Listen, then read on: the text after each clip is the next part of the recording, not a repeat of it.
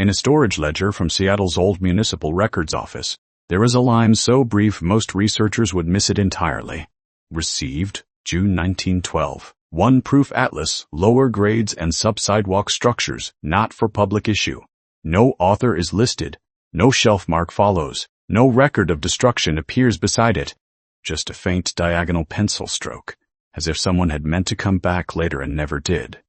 That line matters because the atlas it describes should not have existed at all. By 1912, Seattle was already telling a cleaner story about itself. The fire had been survived, the streets had been raised. The muddy, unstable, half-improvised town of plank roads and tidal sewage was being recast as a proper, modern city of brick, regrades, electric lines, and future ambition. The official maps showed the city as it was supposed to be seen. Level, rational, finished. But somewhere, briefly, there appears to have been another atlas. One that did not just map the Seattle above ground. It drew the older one underneath it. The staircases that no longer met daylight, the sealed storefronts, the abandoned thresholds, the corridors left hollow beneath the sidewalks of Pioneer Square, the former line of streets that continued in darkness below the new grade, and attached to that banished atlas, in scattered references and half-surviving correspondence, is the name of a man almost nobody remembers. August Lindgren. If that name sounds invented by time, that is because time is good at inventing silence around minor officials.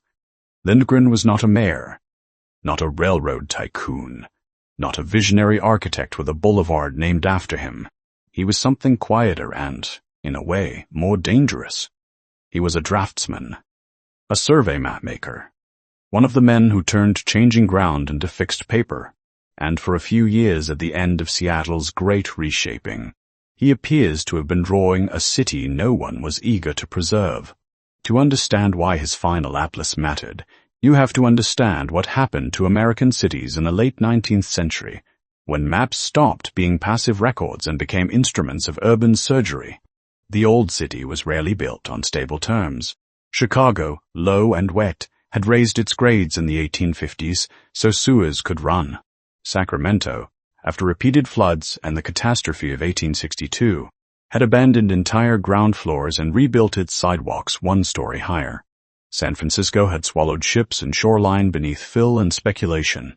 Across North America, streets were widened, lifted, cut through, straightened, and renamed. The map did not merely describe these changes, it certified them. Once the new grade was surveyed and printed, the old level became embarrassment, inconvenience, rumor. Seattle's case was especially dramatic because the buried city did not disappear by ancient accumulation.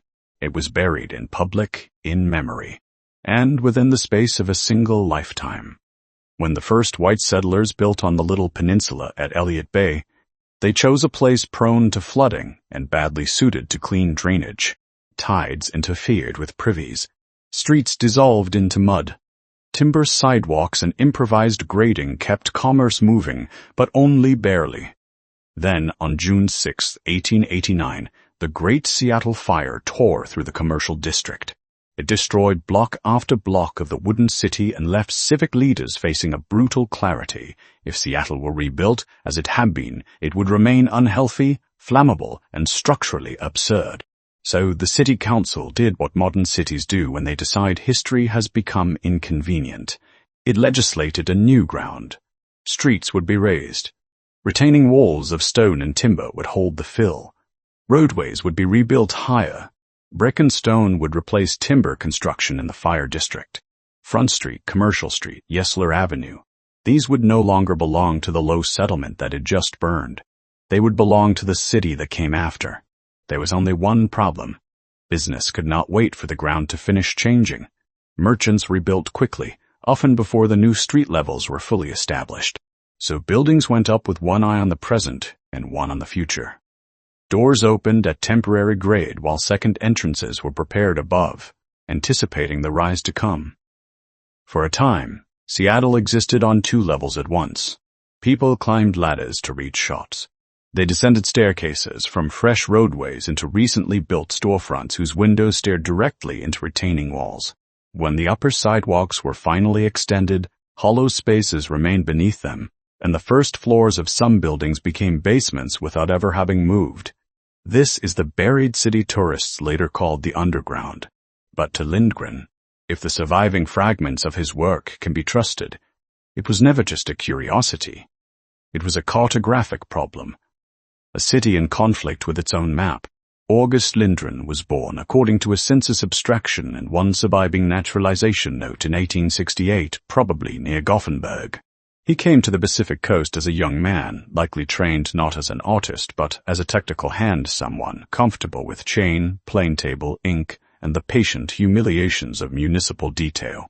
Men like Lindgren drift through the margins of history because their work was collaborative and often unsigned. They measured lots, traced easements, copied plats, corrected atlases, and vanished behind the name of a company.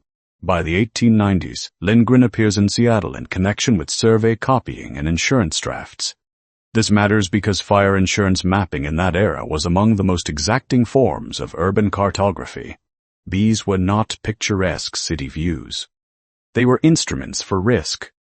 They showed doors, windows, walls, hydrants, building materials, roof types, lot lines, and the widths of streets. They had to tell insurers how a fire might move and how a structure actually met the street. And in Seattle, that last question had become unstable. A doorway might face the official street and the former street. A basement might be a buried ground floor. A sidewalk might conceal a void. A block could have the legal dimensions of the new city while physically containing the access routes of the old one. Most mapmakers simplified such contradictions. Lindgren, it seems, did not. The first clear hint comes from a marked-up proof sheet later described in a 1931 bookseller's list, now lost, which mentioned Lindgren notation in red, former entrance below present walk. That phrase could mean many things in another city. In Pioneer Square, it means everything. By the late 1890s and early 1900s, the city's lower level had acquired a reputation that embarrassed the new Seattle. Some abandoned spaces below grade were used for storage. Others decayed. Some attracted vice, smuggling rumors, and the kind of sensational storytelling that every city eventually directs downward.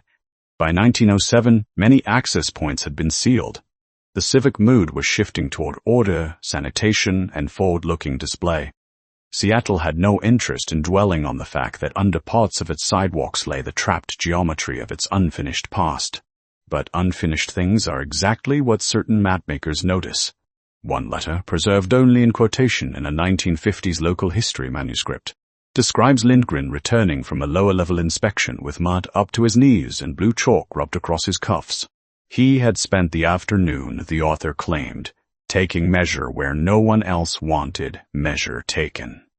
Another recollection, recorded much later, remembered him as a quiet man who preferred service corridors, boiler rooms, and foundations to the public street. He was said to carry 2 pencils in his vest, black for the city as surveyed, red for the city as remembered by walls. Whether that detail is literally true almost doesn't matter. It feels true because it describes the essence of what he was doing. By 1910, Seattle was changing again. The great regrades were reshaping downtown topography far beyond Pioneer Square. Denny Hill was being cut down. Streets were being reimagined as parts of a more coherent commercial metropolis. In such a city, old grade evidence was not simply quaint, it could become inconvenient.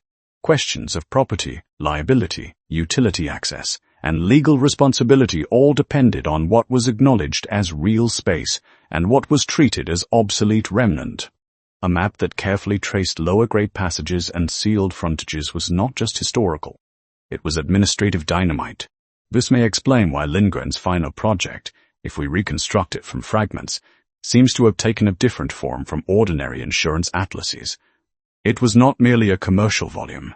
It appears to have been a supplementary atlas of dual levels, a set of plates comparing the official street line with buried conditions beneath it. Some pages likely covered Pioneer Square, where hollow sidewalks and sealed storefronts still reflected the 1889 grade changes. Others may have traced regrade scars farther north, where whole neighborhoods had been physically recut. One invoice refers to special wash for subsurface indication. Another to private plates, circulation restricted. In a city archive otherwise full of dull precision, such phrases stand out like whispering. Why make such a document in 1912? There are several possibilities, none of them complete. The charitable explanation is preservation. Lindgren may simply have believed that the lower city, though no longer public, should remain legible. If so, he was unusual but not radical, a mapmaker with a historian's conscience. The practical explanation is stronger. Buried streets were still affecting the present. Foundations settled. Vaults remained under sidewalks. Old retaining walls carried loads they had never been meant to hold for so long. Emergency access and fire risk did not vanish just because a staircase was bricked over. An atlas of buried conditions would have been useful to engineers, insurers, and city officials precisely because the past was still physically active beneath the present. And then there is the political explanation. Modern cities like to control the version of themselves that becomes official. Seattle in 1912 was not the desperate town of exploding privies and improvised ladders. It was a Pacific city of growth, trade, and civic confidence. The Alaska-Yukon Pacific Exposition of 1909 had already advertised a future-facing metropolis. A map that reminded property owners, investors, and bureaucrats that portions of downtown still rested over hollow spaces and sealed commercial fronts did not fit the desired image. In that light, Lindgren's atlas begins to look less like an eccentric curiosity and more like a final act of resistance against municipal forgetting. There is one small human scene, preserved in a deposition over a property dispute on Washington Street, that gives the story its emotional center. A widow named Margaret Coughlin, contesting access to a storage space below her building, told the court that the room in question had once been the very shop floor where my husband sold boots from the street. She was not speaking metaphorically. She meant the original street. The room had become a basement only because the city had raised itself around it. Somewhere in the clerk's notes beside her statement, someone wrote, "See Lindgren map." That reference has never been resolved. No such map survives in the file. But imagine what that means.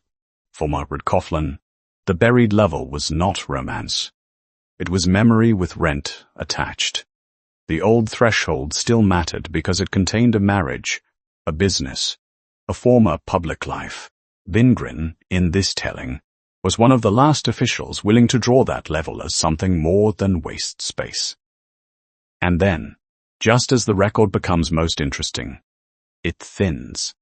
In May and June of 1912, references multiply, proofs delivered, corrections requested. One memorandum objects to confusion of present grades with superseded approaches. Another recommends that lower-level indications be limited to engineering copies. Then, suddenly, nothing. No publication notice, no subscriber list, no library accession, no surviving full set. August Lindgren himself fades almost at once. A directory entry places him on Capitol Hill in late 1912. After that, he's either gone or absorbed into someone else's office. There is no dramatic death story, no scandal worth retelling. Only administrative disappearance, which is, in some ways, more unsettling. Cities do not always destroy uncomfortable records spectacularly. Sometimes they simply stop carrying them forward until oblivion does the rest. That is why the vanished atlas continues to exert such quiet force on the imagination. Not because it would reveal a conspiracy in the grand theatrical sense, but because it may have shown with intolerable clarity how cities erase themselves while insisting they are merely improving. It would have drawn two settles on one page, the sanctioned city and the buried one. The one recognized by law and the one still visible in walls, voids, and lowered windows. Maps are supposed to settle arguments. Lindgren's final atlas may have done the opposite. It may have shown that a street is not just where the pavement lies. It is where memory, structure, and authority agree to pretend the ground begins. Move that agreement, and the city changes not only in elevation, but in truth. That is the broader mystery here. We tend to think buried urban layers belong to antiquity, to Rome, to Istanbul, to archaeological time. But the modern city creates buried worlds too, quickly, deliberately, and often within living memory. They are not always deep. Sometimes they are just one story below us. A former entrance, a sealed stair, a row of windows still facing the wrong level of history. In that sense, Lindgren was not only mapping streets, he was mapping civic amnesia.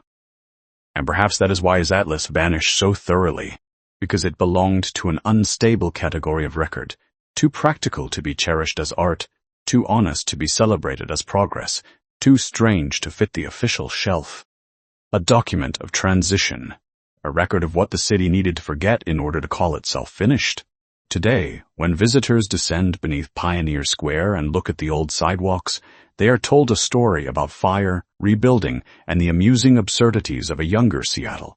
Much of that story is true, but the buried streets still carry another feeling, harder to package for daylight. They suggest that maps have winners and losers, that every clean plan rests on a dirtier process, that the old city does not vanish when it is covered.